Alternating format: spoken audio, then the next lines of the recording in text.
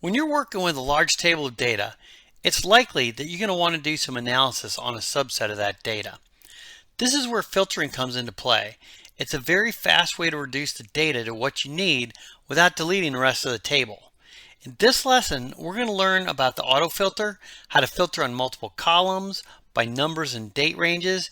I'll show you several different ways to filter and even some filtering tricks that can make you much more efficient. So to get started, we should still be in the Getting Started workbook on the Filtering tab. Now I'm going to go down here to my zoom and I'm going to zoom in a little bit to make it easier for you guys to see. And if you'll notice, we've got a table of data. It's some products from a Northwind Traders database. And we've got some orders here, order date, ship date, customers, quantities, unit price, revenue, and if it's been invoiced or not.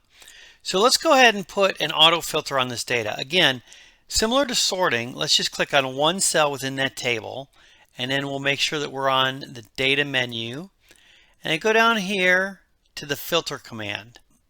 Once we click on that icon, our table now has filters. See the little arrows on each column heading?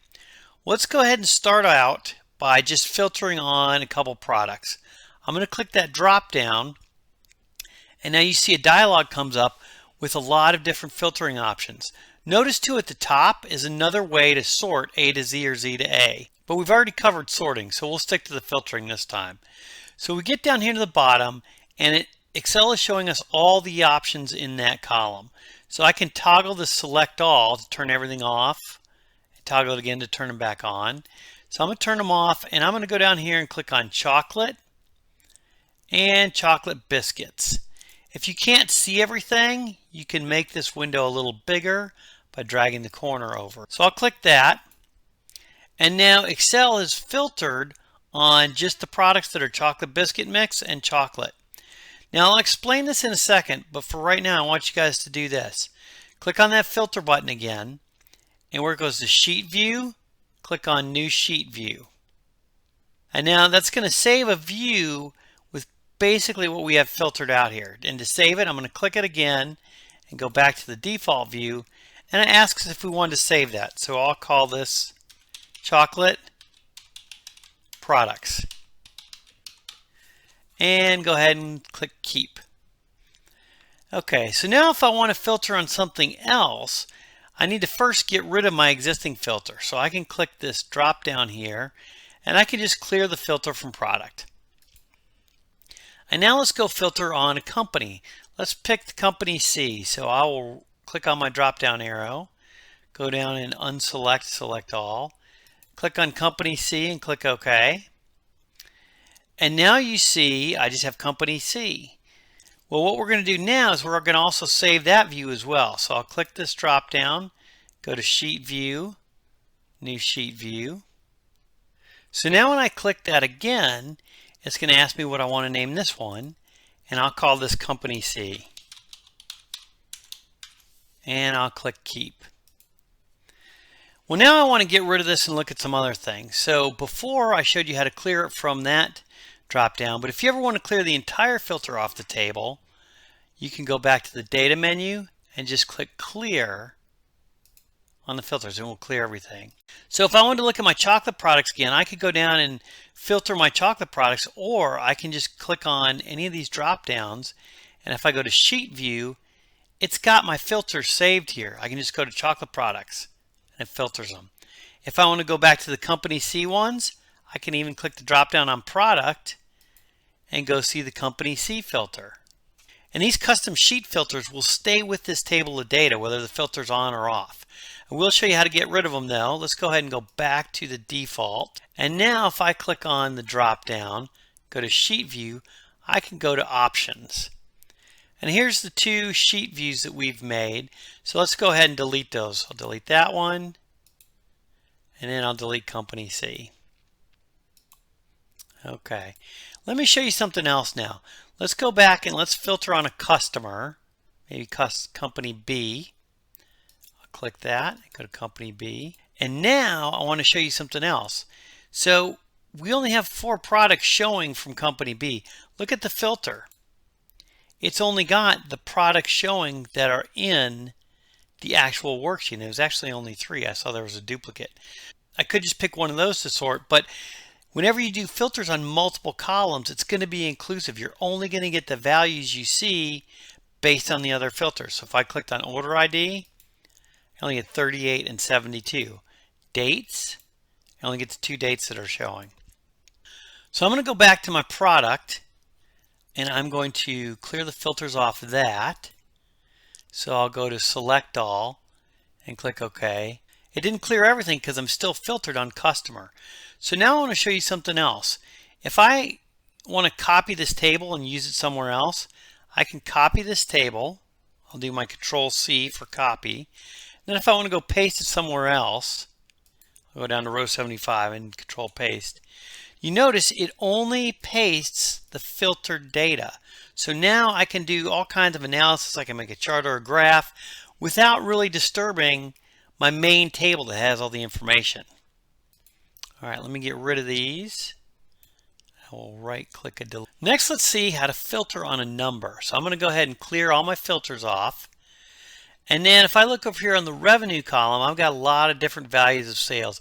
Maybe I just want to see everything where there was a sale over $1,000.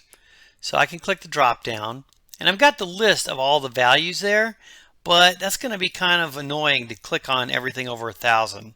With numbers, I can click the number filters command and go over here, and I've got a lot of options. Equals, does not equal, greater than or equal to, less than or equal to.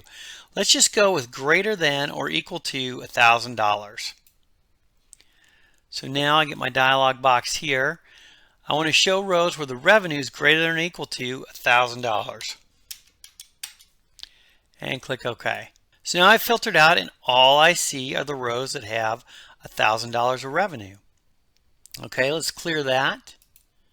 And now let's try a date filter. What if we want to see items that were ordered in March? I'll click that drop down, and look at this date filter. It's kind of strange. I've got the year, then the months, and we've got this kind of tree view thing where it can expand it. So this is really interesting. If you want to select different levels of detail for dates, Excel automatically does that for you. So I'll take the select all off. If I want to just select March, I can click March and click OK. And here's all the items for March. Now what if I want to do just a couple of different dates, like the 6th, the 10th, and the 22nd? If I click in here and I click the plus next to March, it shows me all the dates that are available in March that I have orders: 6, 10, 22, 24. I can take off the 24 and click OK. Then I just get the 3 dates in March. Excel really makes it easy for us to filter by dates. So if I want to see the first quarter, I could just click January, February, and this box here means that some of the elements in March are selected, some aren't. So I'll just toggle through that till I get the check mark, and that'll be all of March. So here's my first quarter information. And again, I could copy this and move it somewhere else. Well, let me go ahead and clear that filter, and let me show you another filtering shortcut that's really handy. Over on the right, the very last column is the status ID. I've got invoiced and allocated. So allocated basically means I've taken the order, but I haven't sent it out or shipped it. It hasn't gone anywhere yet. So maybe I want to see all of those. I could go and do my drop down, but sometimes maybe I'll be deep in my table and I can't get to the drop down easily. What I can do is go down to one of the cells that says allocated, click on it, and then if I right click, in my shortcut menu, I've got a filter section. I can filter right there by the selected cell's value. So this lets me just click right here. Hey, I want to filter everything that's allocated. And now I scroll up. It's super easy that way. And again, that's additive too. So if I go over to the customer now and I just want to see what's allocated for customer A, I can click on that and then I can filter based on sales values. Now I got company A, the allocated items. I can copy that off somewhere else and work with it there. Okay, well, let me clear those filters off again. And the very last thing we're going to do, we have quite a bit of orders here. What if we want to see the products that sold the most in our table? Well, I can go up here to revenue and click the drop down. And we looked at number filters before where it was just equal than or greater than or whatever. But now if I go over here, I can go down and look at this. I got top 10, above average or below average, or another custom filter. If I do top 10, I'll click that. Now it says top 10, but in reality, I can make it top 15, top 20, or top 5 just by manipulating the number here. Let's keep it at top 10. Click OK. And there it is, the top 10 items by revenue. So I hope you can see that filtering can really help you get going on analyzing your data. There's a lot of different ways you can filter, and hopefully you can gravitate to the ones that really work for you. There is also a filter function, but we're going to look at that in a later module.